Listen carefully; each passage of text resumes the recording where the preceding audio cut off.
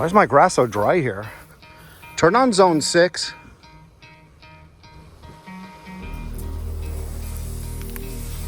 That's better.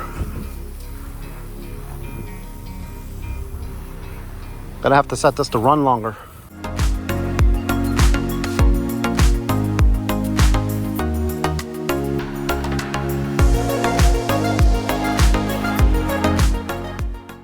Welcome back everyone. In this video I'm going to show you all the steps how to remove and then install a new smart sprinkler controller. I'll go over how to wire up all the zones, quickly how to install and then set up the app, and then I'll show you what settings and key functions I like to use, which makes this smart controller so awesome. Finally, demonstrating how the smart controller works, so make sure you watch to the end, because if you're a DIYer with a sprinkler system and you don't have a smart sprinkler controller, you will consider one after you see all its uses and advantages. So let's go. Okay, so the first step is to remove your old irrigation controller. I start with removing the covers to check things out. I see how the external transformer is connected, so I unplug it. Always start with disconnecting the power. I remove a green screw for the ground wire. The other two wires are released by raising the levers on the flip strip. So I flip them up and pull the wires down out of their terminals and the power is disconnected.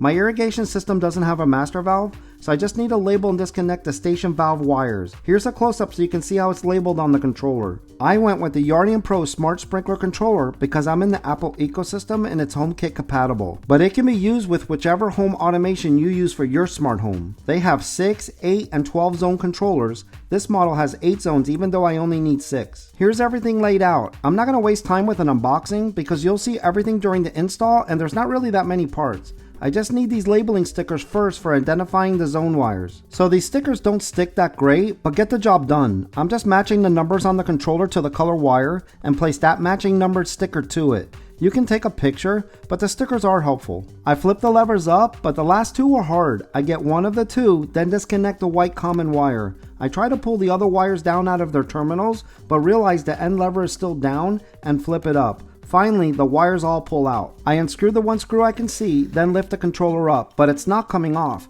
So I take the front cover off, still can't see any other screws. I pull down the board, and I can see that I should be able to lift it, and do it with what I call more confidence, and it finally comes off the wall. I take out the 2 screws, then pull out the plastic anchors. I couldn't remove the bottom one, but got enough out to fill it in. I used this sealant. You can use it for cement block. And I just go ahead and fill in the old controller mounting holes and a few other older holes while I was at it in this area. Don't want any ants or bugs living in there. Next, I eye where I want to mount the Yardian controller, making sure the wires will reach, and mark my screw location. I use Tapcon screws with masonry bits. I rarely use plastic anchors when I screw into cement.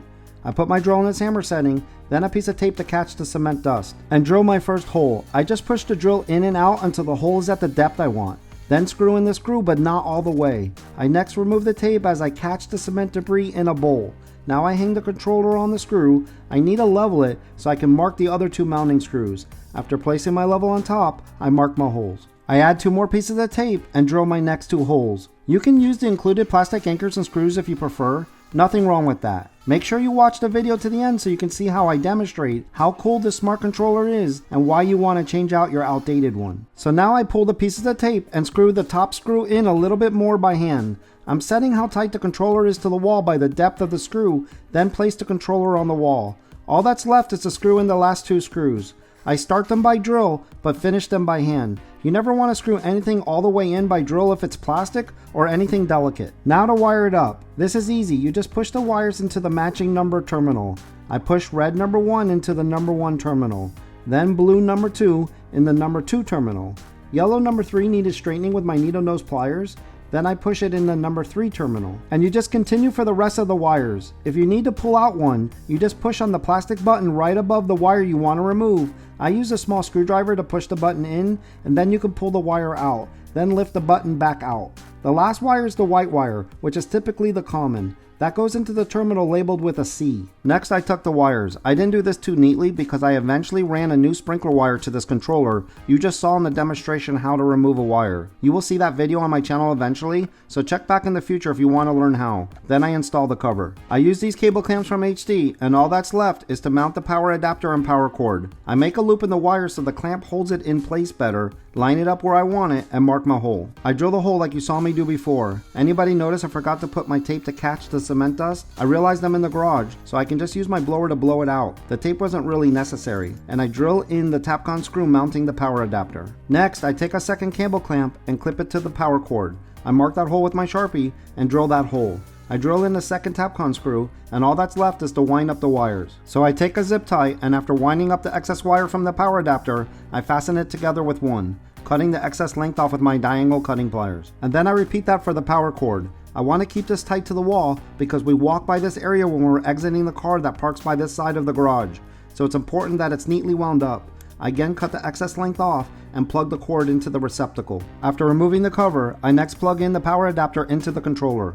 I get a red LED light and peel away some protective film. All that's left is to zip tie the two cord bundles to the power adapter. I didn't have a long enough zip tie, so I connect two together. After getting it how I like it, I tighten everything together and cut the excess length off. I'm next going to show you briefly how to set up the app, show you key functions I like, before demonstrating how this smart controller works. The first step is to download the Yardian app. So for me, I scan the code for the Apple App Store and download the app. I next open the app and there's an update available, so I go ahead and hit update now. After it updates, I hit create account. After you enter your email, you enter a made-up password twice, then click on the box to agree to the terms of service. Then you click on my account and enter your email and the password you made up when creating your account and click on sign in. I allow the app to send me notifications, then I click on the plus sign. You enter what you want your home's name to be. Next, I set up my home's location in the app to get weather information with accuracy.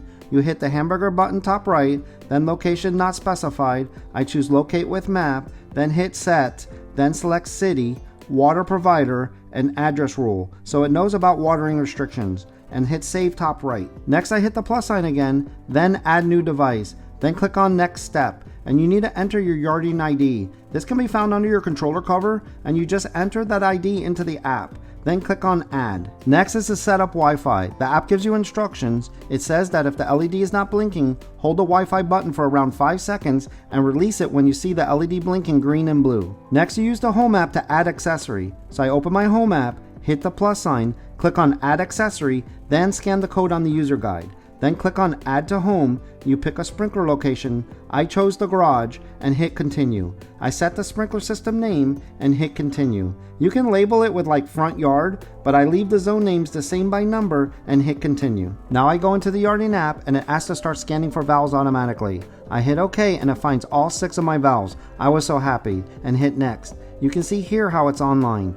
Now let me show you some cool things in the app and why you want a smart sprinkler controller. I'm not going to go too deep into this. It's something you have to explore and play with yourself, but I want to show you my key settings and features that I like. One is that you can set skip rules. I have it set not to water if there's a 50% chance of rain, also not to water if the outside temperature is below 50 degrees. If it does rain, skip watering for 2 days. No need for a rain sensor anymore. I also love how you can scan your valves. I unfortunately have to use this awesome feature many times diagnosing problems. You'll see this later in this video and in future videos. It helps you confirm repairs, and I just use it to check that everything is working occasionally. You can check and perform firmware updates. I'm quite pleased with how many AN Matrix releases for the Yardian Pro Smart Sprinkler Controller. Nothing worse than having a smart product that never gets updated or supported. On the main tab, you see green water droplets. That shows the 2 days I have scheduled for watering. You see the skip rules you set, the zones you have active, total water used on a bar graph, and at the bottom under the Yardian messages, there's support information for easy locating. Now for the control tab, I don't use it that often, but you can start zones manually by hitting start. I usually just do that in the Apple Home app. You'll see that in a bit when I demonstrate it. The yard tab, you can customize each zone with plant type, type of sprinkler heads, soil type, slope, exposure, zone area square footage, and see how much water that zone used.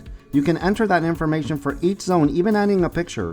This info is used if you use the smart option for programming. I personally keep it simple and just use the manual program. I have it set to water on my city's watering days designated by my address, and you just enter how long you want each zone to run. I added one manual program for the first 5 zones to run for 10 minutes, and because you saw at the beginning of this video that dry patch in the back, I added a second manual program for zone 6 to run for 20 minutes. So that's a quick rundown on how awesome the Yardian app is, how it makes programming your zone so much easier than standing in your garage at the controller, and you can see how many features and options that you just don't have unless you utilize the smart sprinkler controller.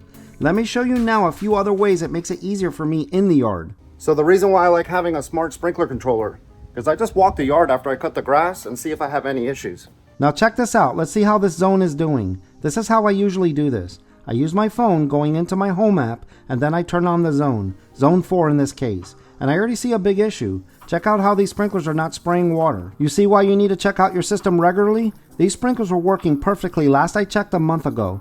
I'm going to show you quickly the repair on one of these pop-up sprinklers, just so you can see how many times I use the ability to turn the system on and off remotely. Really helps me not having to go back and forth to the controller in the garage. I haven't worked on anything with this zone in a while, so I'm curious why these 3 heads are clogged up and not spraying. So I turn the system off and go get my little box I keep my sprinkler repair parts and tools in. Turn on zone 4. My wife left with her phone, so I'm back using my watch to turn the zone on and off so I can use my phone to record video. You can use the spray head pull-up tool, of course, to pull up the pop-up sprinkler stem, but I find it easier just to turn that zone on remotely. But I do use this tool to prevent the stem from retracting. I next remove the spray nozzle, and I already can see the nozzle filter is dirty. I use my pick to help pull it up. Check it out, see how dirty it is? Next, I take my flush cap and install it. This allows the water to shoot in one direction. I point it toward the house to flush the line. So I screw it on, and saving myself a walk to the garage using a smart controller, I turn zone 4 back on to flush the line. Turn on zone 4. I let the water flush out, and then I just turn it right back off. Please consider hitting like and subscribe if you're enjoying this video to help my channel grow. Turn off zone 4.